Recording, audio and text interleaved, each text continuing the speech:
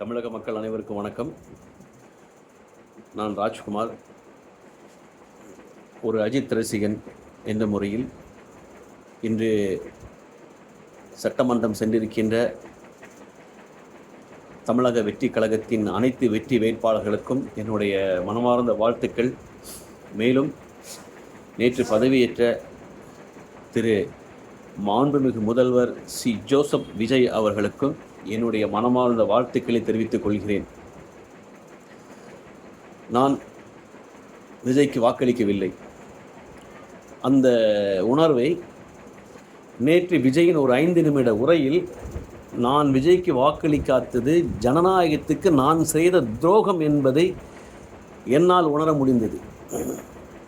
ஆம், நான் அது அஜித் ரசிகன் என்ற முறையில் விஜய்க்கு வாக்களிக்கவில்லை என்பதில்லை, விஜய் மீது வெறுப்பு கொண்டு அல்ல. தமிழகத்தில் கடந்த நிகழ்வுகளை மனதில் கொண்டு எனக்கு ஒரு பயம் இருந்தது.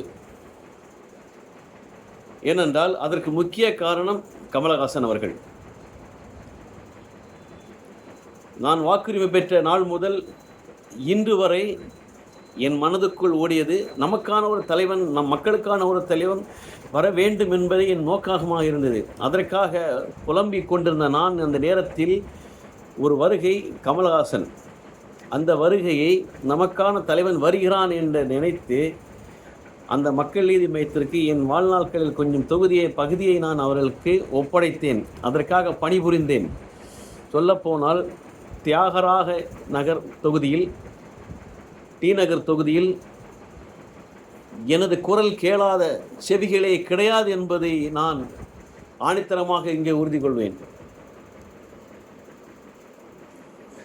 கடந்த 2021 சட்டமன்ற பேரவைத் தேர்தலில் தியாகராய நகர் தொகுதியில் பழ கருப்பையா அவர்கள் அங்கே தொகுதியில் நிறுத்தப்பட்டார் மக்கள் நீதி மையத்தின் சார்பாக. அவருக்காக தொகுதி முழுக்க பிரச்சாரத்தில் ஈடுபட்டேன், பரப்புரையில் ஈடுபட்டேன். அந்த கணம் தொகுதி முழுக்க இரவு பகல் பாராமல் உழைத்தோம்.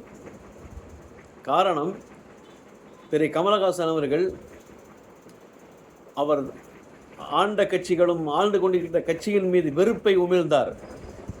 நீங்கள் எல்லாம் கண்டிருப்பீர்கள். அவர் டார்ச் லைட்டை தூக்கி டிவியை உடைத்தது, எந்த கட்சிக்கு எதிராக டிவியை உடைத்தாரோ, எந்த கட்சிக்கு எதிராக பிரச்சாரத்தை மேற்கொண்டாரோ, எந்த கட்சியை அவர் புறக்கணிக்க நினைத்தாரோ, தேர்தலின் முடிவுகள், அதற்கு பின்னால் ஏற்பட்ட நிலைப்பாடுகள் அத்தனையும் என்னை போன்ற உயிரை விட்டு, அந்த நேரத்தில் கொரோனா என்ற கொடிய நோயை கூட பாராமல் அனைவரும் உயிரை கொடுத்து அங்கே பணிபுரிந்தோம். அதற்கு பரிகாரமாக திரு கமலஹாசன் அவர்கள் எடுத்த நிலைப்பாடு, என்னை போல லட்சக்கணக்கான பேர்களின் உழைப்பு அங்கே வீணடிக்கப்பட்டது.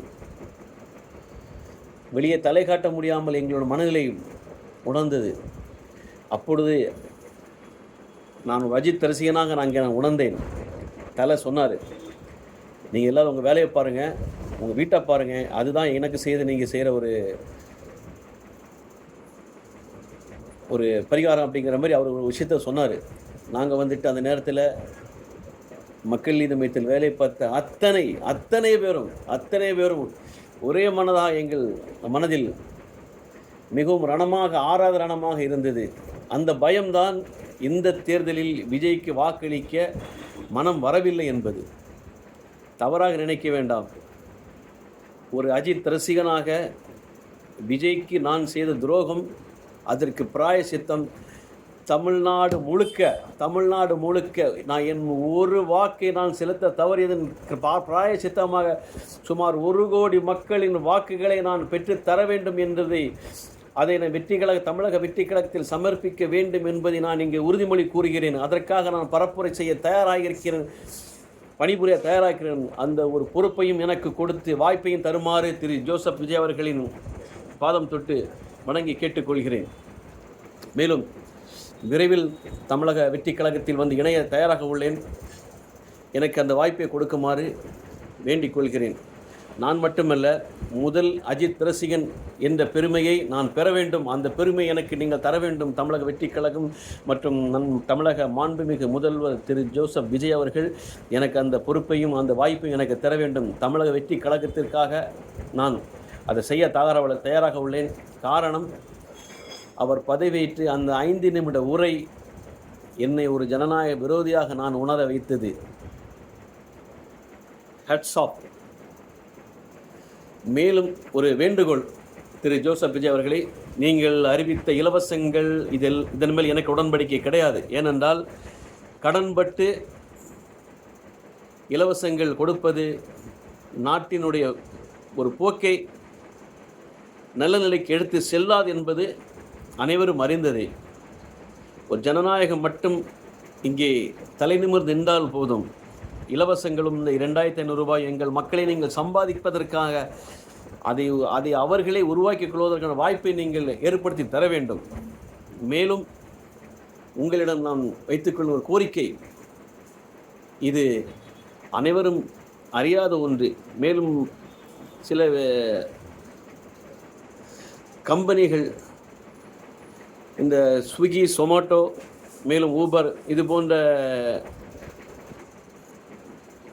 2 சக்கர வாகனங்களில் இளைஞர்களை இன்று திசை திருப்பி கொண்டிருந்த இந்த 2 சக்கர வாகன டெலிவரி ஊழியர்கள் மற்றும் அழைத்து செல்லும் ஊழியர்கள், இது போன்ற வேலைகளில் படித்து முடித்த இளைஞர்கள் இன்று அந்த வேலையை செய்கிறார்கள். அது ஒரு வயதுக்கு அப்பாற்பட்டு அந்த வேலையை செய்ய வேண்டும் என்பது வயது வரம்பை கொண்டு வர வேண்டும். ஏனெனில் ஒரு இளைஞன் படித்து முடித்த நேரத்தில் அவன் ஒரு கல்வியை கற்று முடித்தது, அந்த கல்விக்கான ஒரு வேலையை தேடிக்கொள்ள வேண்டும். அப்படி இல்லையேல் அவன் 15 வயது முதல் ஒரு 28 வயதுக்குள் அவன் ஒரு தொழிலை கற்று அந்த தொழிலின் மூலம் அவன் வருமானத்தை, அவன் வாழ்க்கையை நடத்தி கொள்கிற அளவுக்கு அவனுடைய வாழ்வாதாரம் அமைய வேண்டும். அதை தவிர்த்து இவர்கள் 5 வருடம் வண்டி ஓட்டி இது மாதிரி டெலிவரி செய்வது, இது போன்ற வேலைகளை செய்கிறார்கள். இது பின்னாளில் அவர்களுக்கு ஒரு மிகப்பெரிய ஒரு ஆபத்து ஏற்படும் என்பதை அவர்கள் உணராமல் இன்று மிகப்பெரிய ஒரு இக்கட்டான சூழ்நிலையில் அவர்கள் வாழ்வதற்கான ஒரு நெருக்கடியை அவர்களே உருவாக்கி கொள்கிறார்கள். இன்றைய காலகட்டத்தில் அது போதுமானதாக ஒரு வருமானம் உள்ளது. ஆனால் ஒரு 5 வருடம் கழியும் போது அவர்களுடைய உடல்நிலை மற்றும் பலவிதமான மனநிலைகள் மாற்றத்துக்கு ஏற்படவுண்டான ஒரு வாய்ப்புகள் அதிகமாக உள்ளது. அதை சற்று ஆலோசிக்க வேண்டும்.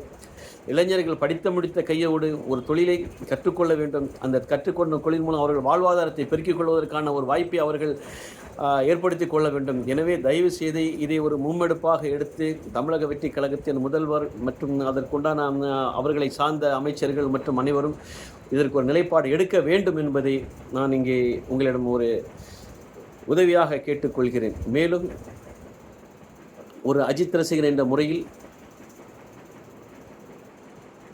தமிழக வெற்றிக் கழகத்தின் முதல் அஜித் ரசிகர் என்ற ஒரு பெருமையை எனக்கு வழங்குமாறு கேட்டுக்கொண்டு அதற்கான பொறுப்பையும் அதற்கான வாய்ப்பையும் எனக்கு தர வேண்டும் என்பதை நான் இங்கே உங்களிடம் வேண்டி கேட்டுக்கொள்கிறேன். மேலும் நிச்சயமாக அந்த முதல்வர் உரை என்னை போன்று பலருடைய மனநிலையும் மாற்றியிருக்க நேரும். நிச்சயமாக அது மாறியிருக்கும். அந்த ஒரு நிலையை மாற்ற வேண்டும். எனவே முதல்வராகிய நீங்கள் தயவு செய்து இலவசங்களின் மீது அதிகம் மக்களுக்கு இலவசங்களை காட்டி அவர்களை நீங்கள் வசியப்படுத்த வேண்டாம். எங்கள் மக்கள் நிம்மதியாக வாழ ஒரு நல்ல சமுதாயத்தை நீங்கள் எங்களுக்கு ஏற்படுத்தி கொடுங்கள். எங்களுடைய சகோதர சகோதரிகள் நிம்மதியாக வாழ ஒரு நல்ல ஒரு கட்டமைப்பை ஏற்படுத்தி கொடுங்கள். மேலும் மாதம் 2500 ரூபாய் அல்ல, அவர்களை மாதம் 20,000 ரூபாய் அவர்களே சம்பாதித்து கொள்ள அதற்கான வாய்ப்பை ஏற்படுத்தி கொடுங்கள். அதுவே எங்களுக்கு போதுமானதாக இருக்கும். உங்களை கைகூப்பி கேட்டுக்கொள்கிறேன்.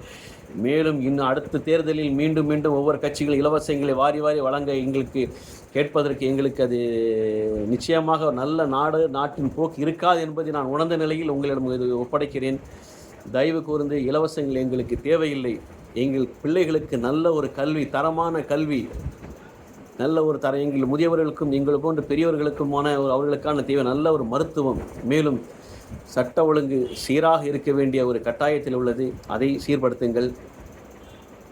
எங்கள் பிள்ளைகளை நல்லபடியாக வாழ வைக்கக்கூடிய ஒரு நல்ல ஒரு தமிழகம், நல்ல ஒரு சமுதாயத்தை எங்களுக்கு நீங்கள் கொடுக்க வேண்டும் என்பதை இங்கே நான் வலியுறுத்தி இந்த காணொளி மூலம் மீண்டும் நான் ஒரு தமிழக வெற்றி களத்தில் இணைந்த கனமான அடுத்த என்னோட காணொளி இருக்க வேண்டும்.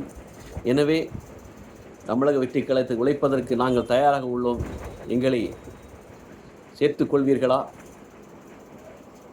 இல்லை விஜய் ரசிகர்கள் மட்டும்தான் நாங்கள் வாய்ப்பு உள்ளதா? எங்களை போன்ற அஜித் ரசிகர்கள் நாங்களும் சேர்ந்து உழைக்க தயாராக உள்ளோம். எங்களுக்கு பொறுப்பும் வாய்ப்பும் கொடுங்கள். நன்றி, வணக்கம்.